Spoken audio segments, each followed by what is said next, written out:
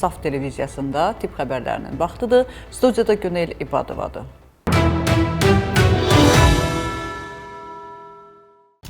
Yaxın 5 il üçün ən yüksək ölüm göstəricinə səbəb olacaq xəstəliklər açıqlanıb. Rusiya Elmlər Akademiyasının akademiki epidemioloq Gennadiy Anishenko bildirib ki, əsas risk qruplarına ürək-damar, onkoloji və endokrin xəstəliklər daxildir. Onun sözlərinə görə bu üç istiqamət uzun illərdir ölüm statistikasında lider mövqeyini qoruyur. Mütəxəssis qeyd edib ki, infeksion xəstəliklər arasında isə qrip ön sırada qalır. Xüsusilə A və B ştamlarının davamlı dəyişməsi virusun təhlükəsini artırır. Qrip infeksiyası xroniki xəstəlikləri, xüsusilə ürək-damar problemlərini kəskinləşdirərək ağırlaşmalara səbəb ola bilər. Anishenkonun sözlərinə görə son 20 ildə yüksək ölüm riski yaradan xəstəliklərin siyahısı demək olar ki, dəyişib. Covid-19 pandemiyası dövründə tətbiq edilən məhdudiyyətlər qripin yayılmasını qismən azaltsa da, bu virus hələ də ciddi təhlükə olaraq qalır. Ekspert əlavə edib ki, yeni infeksiyalar arasında meymun çiçəyi də insan populyasiyasında yayılmaqda davam edir. Bununla yanaşı xolera pandemiyasının hələ də tam başa çatmadığı vurğulanır.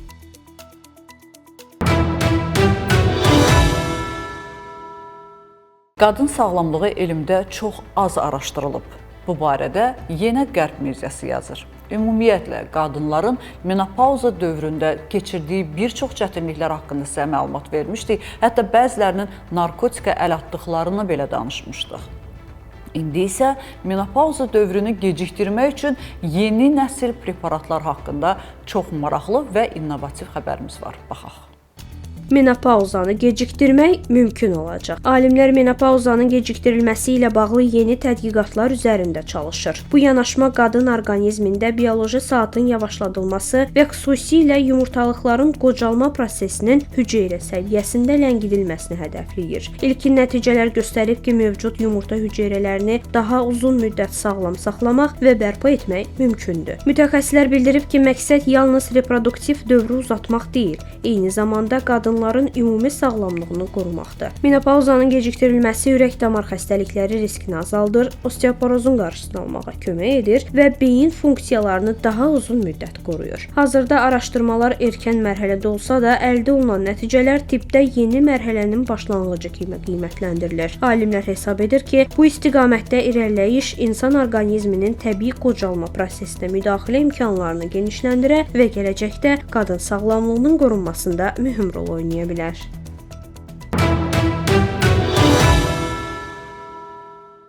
$239 virus haqqında böyük bir araşdırmanı diqqətinizə təqdim edirik. Hansılar ki, məhz bu bizim üçün demək olar ki, öyrəşmiş olduğumuz virusların nə qədər böyük həyati təhlükə olduğundan bəhs edilir bu araşdırmalarda.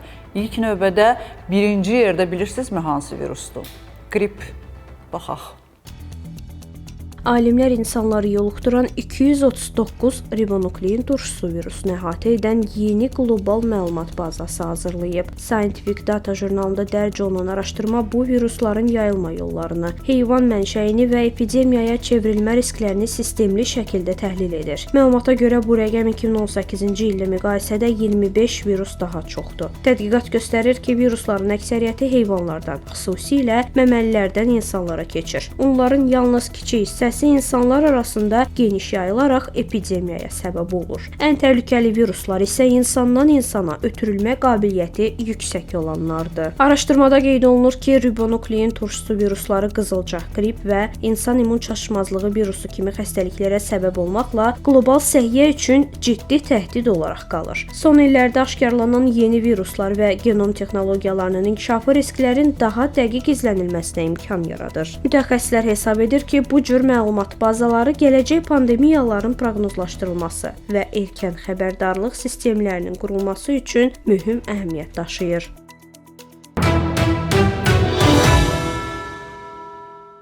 Böyük Britaniya tütünlə savaşmağa davam edir. Bu dəfə yeni nəslin ümumiyyətlə siqaretdən uzaq durması üçün yeni layihələr hazırlanıb.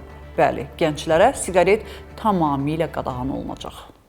Gənclərə ömürlük siqaret qadağası qoyuldu. Böyük Britaniya hökuməti tütünlə mübarizə sahəsində yeni qanun qəbul edib. Qanuna əsasən 2008-ci il və daha sonra doğulan şəxslərə tütün məmulatlarının satışı ömürlük qadağan ediləcək. Bu siyasət çərçivəsində minimal satış yaşı hər il 1 yaş artırılacaq və beləliklə gənc nəsillərin siqaretə çıxışı tamamilə məhdudlaşdırılacaq. Yeni qaydalar yalnız ənənəvi siqaretləri deyil, həm də elektron siqaretlər və tütün qızdırıcı cihazları əhatə edir. Bundan əlavə uşaqların qorunması məqsədi ilə avtomobillərdə, məktəblərin ətrafında və uşaq meydançalarında elektron siqaret istifadəsinə də məhdudiyyətlər nəzərdə tutulur. Hökumət bu addımı siqaretsiz nəsil formalaşdırmaq istiqamətində mühüm mərhələ kimi qiymətləndirir. Tədqiqatlara görə belə yanaşma əhalinin sağlamlığını yaxşılaşdıracaq və 10 minlərlə əlavə sağlam həyat qazandıracaq. Qeyd edək ki, Avropanın bir sıra ölkələri də son illərdə tütün və nikotin məhsullarına nəzarəti gücləndirərək gənclər arasında siqaret çəkmə hallarını azaltmağa çalışır.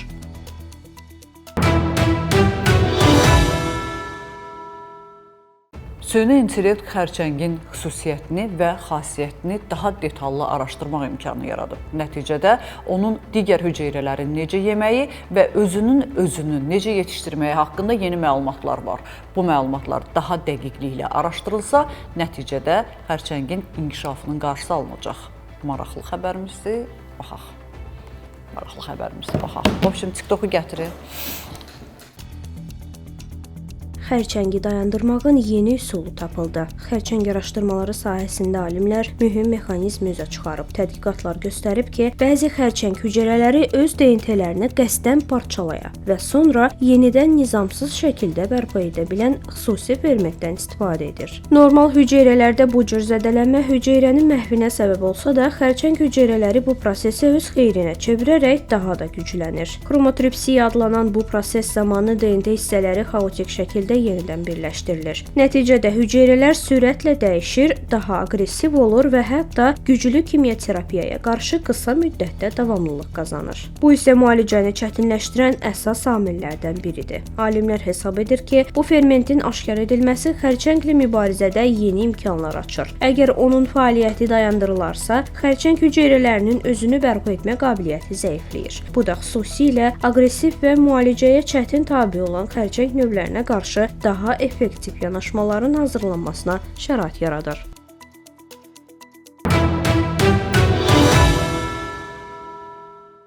Bugün olan səhiyyə xəbərlərimiz bu qədər. Dünyada və ölkədə baş verən ən vacib tip xəbərlərini bizdən izləyin.